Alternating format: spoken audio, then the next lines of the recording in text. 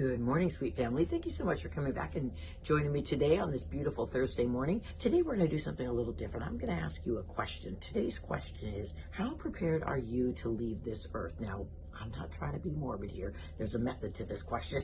I've been watching a lot of those Swedish death cleaning videos on YouTube, and their whole method is about cleaning radically, about going through everything and getting things organized, decluttered, and get rid of things before you die. While that's all wonderful, those of you who know me, you know I love my stuff and I have a lot of it. I don't want to get rid of any of it. Those minimalists, that's a foreign world to me. I don't understand it. I'm preaching to myself, but I wanted to share this with you too. A lot of the preparing that we should be doing isn't really about the stuff. It should be about the more important things is all the paperwork, the financials, all that stuff that we need to address for our children that will make it easier for them.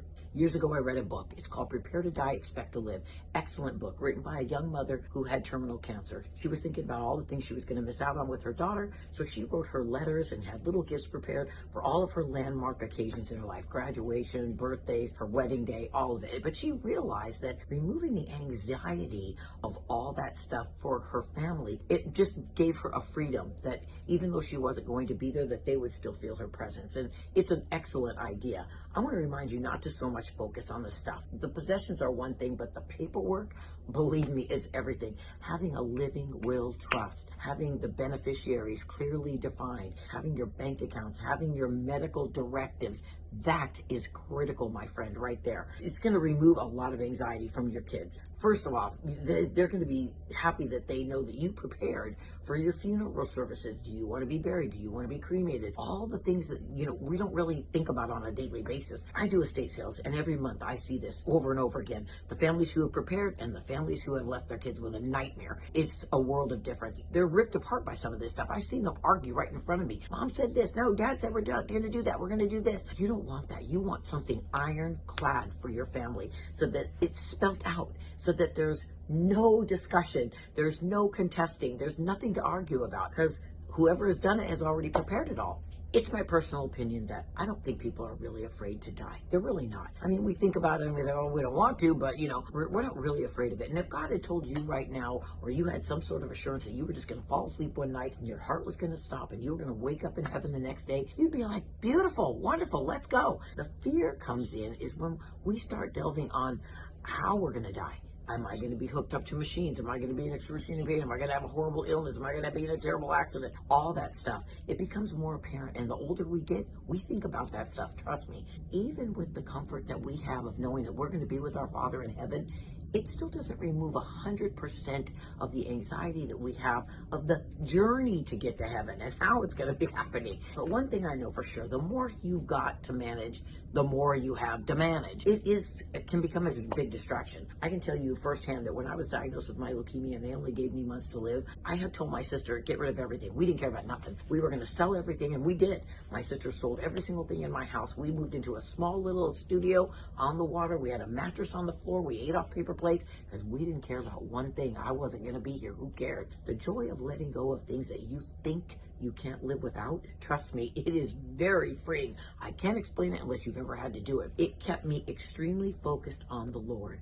All the distraction had been removed. All the work had been removed. I didn't have anything to think about. Eyes forward on Jesus through my entire treatment. It was very, very freeing. But I hear it constantly from my friends, and they all talk about the same thing. Oh, I got to get rid of all my beautiful things because I don't want my kids to have to deal with all this. And oh, it'd be so much, and they wouldn't know what to do. You know what? They don't care one iota about it. I hear it every day. They don't care about the stuff. None of them do. All they care about is, did you make it easy for them? They're going to call somebody. They're going to either call an estate sale company to sell it all. They're going to call Salvation Army to come and pick it all up. One way or another, it's all going to be gone and nobody's going to care about it. That part's going to be handled. Stop worrying about it. There's a saying, it says, keep the best, eliminate the rest. This is perfect for you. If you have beautiful things and you love them and still enjoy them, keep them. Who cares? It's not going to matter to anybody. But if you have things you can get rid of and free up your life and have a clean slate, trust me, do it. You will feel better to have a much more organized home. I get it. If you're a collector and you have beautiful things, you look at them, they're hard to part with because you know the time, the energy, the money that it took you to curate those things. And you love them. And I have a few of those things myself. Trust me, I'm right there with you. But if you find your love for those things is starting to wane a little and you've got the freedom to get rid of it. It doesn't really hold its value anymore to you. Sell it. Get the big money. Go on a vacation. Buy yourself one nice thing that you truly love. I get it. Some things have sentimental value. There's memories attached to them. When we start feeling the stuff owning us and we're not owning the stuff, that's the time to dial it back, because we've already crossed the line. And that's when we need the Swedish death cleaning, because that's really good for our mental health. More importantly, I want to encourage you to do the things that matter, because your kids are going to love you long after you're gone for doing that and making their life simple. Making the paperwork easy for them to navigate, trust me, is critical, because they're going to know exactly what you wanted and everything's going to go smooth as silk. Let's review. Number one, if you don't have a living will trust, get it. Do it. Do it today. I get it. It's expensive. Make an appointment. It's like $800.